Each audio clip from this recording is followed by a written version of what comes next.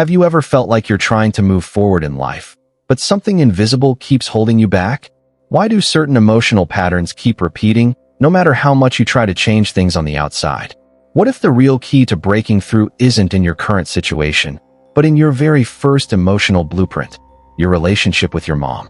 Carl Jung believed that until we really understand this early influence, we get stuck in cycles of fear, insecurity, and longing. This isn't about blaming anyone. It's about gaining clarity and taking back control of your story from the very beginning. Before we jump in, if you're into this kind of deep, transformative insight, make sure to subscribe to the Life Lesson channel and hit the notification bell. Alright, let's get started. From the moment we're born, our mom becomes our first emotional guide, our compass.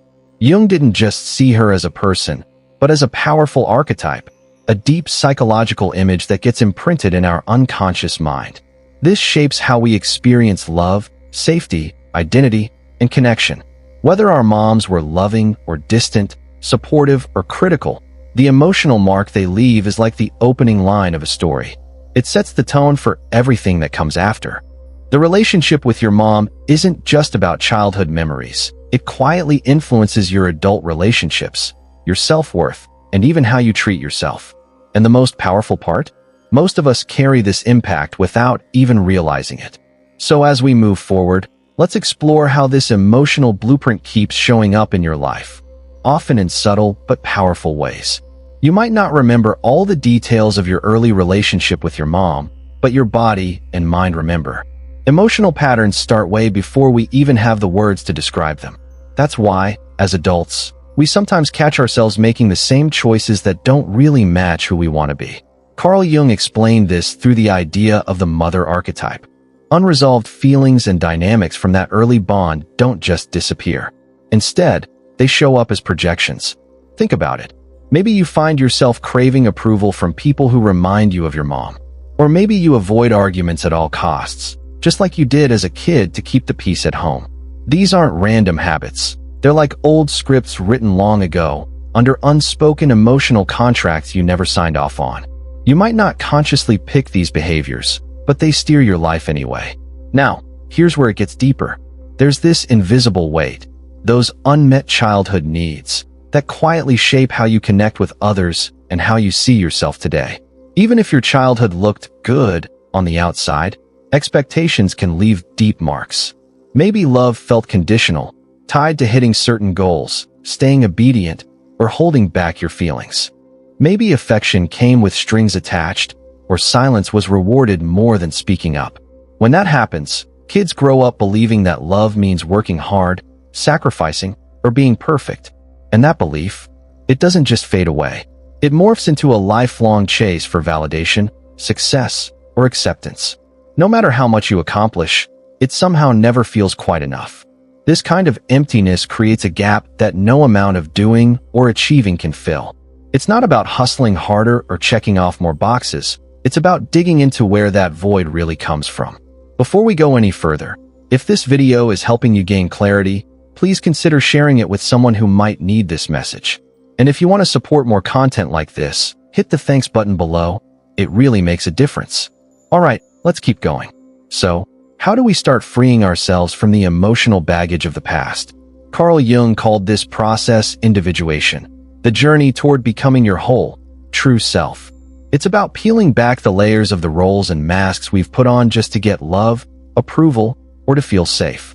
This doesn't mean cutting ties or erasing your past. It means seeing your mother as a whole person, complex, flawed, carrying her own scars, not some perfect ideal or someone to blame. Try this. Ask yourself, who am I when I stop performing? When I'm not trying to be what others expect? That's where individuation starts. And sometimes, the answer is buried under years of self-protection. To bring this change into your life, you also need to notice where you're projecting your mom's role onto the people around you. Maybe your partner is expected to be the safe harbor you never had, or your boss feels like someone whose approval you constantly chase. These are just echoes from the past, not the reality of the here and now. When we project like this, we're basically giving other people the power to heal wounds that only we can heal ourselves. The real change starts the moment you take back control. Instead of waiting for others to mother you, You learn how to do it for yourself. You start tuning into your own needs. You give yourself the compassion, structure, and safety you once craved. With this awareness, you begin to reclaim the author's pen of your own life. But insight alone won't cut it. Healing takes action. It's found in the small, intentional choices you make every day. Begin by paying attention to your emotional triggers. When you feel overwhelmed, pause and ask yourself, is this really about what's happening now? Or is something from the past getting stirred up? Write it down. Say it out loud. Bring those feelings into the light. Carve out time for honest solitude. When your inner critic pipes up, question whether those harsh words are truly yours, or if they're echoes from someone else. The more you shine a light on these old patterns, the more freedom you gain to choose differently. This isn't about becoming someone new. It's about reconnecting with who you've always been underneath all the layers you've built for survival. Slowly, you'll start to notice a shift. The need for constant validation fades. The pressure to perform eases. A deeper respect for yourself takes root.